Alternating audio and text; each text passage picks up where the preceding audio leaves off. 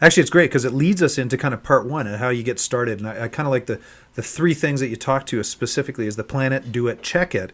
But specifically under the planet part, you've got the process that you've laid out, which saves you literally 80% of your time, is what you're saying.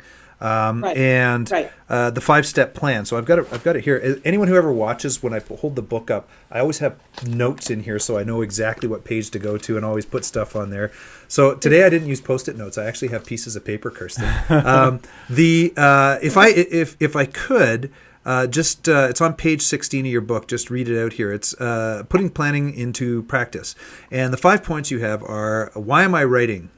Secondly, what do I want to say? Number 3, what do I want to accomplish? Number 4, what is the next step? That's your call to action, which I absolutely love, that very few people actually do. Right. And then your last point, which was the delighter that you were talking about, is have I provided a reason why this person would be delighted to do what I ask or say? So that's your 5-step process, is it? That literally cuts out 80% of the time. So that's the planning part. Is that correct? Yeah, there's a little bit more to it. So, as you mentioned, it's plan, do, check. So, plan is the part that you just discussed.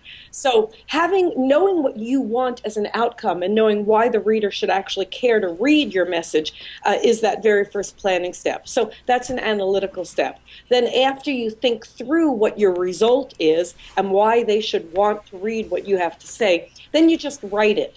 You just get it out of you. You just type it out on the screen without worrying if it flows, if it sounds perfect, if the grammar is correct, and all that stuff.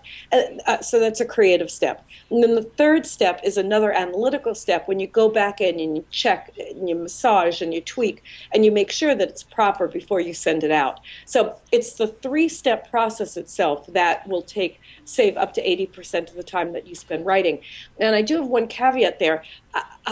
You don't save that time overnight, and that's the issue. A lot of people give up.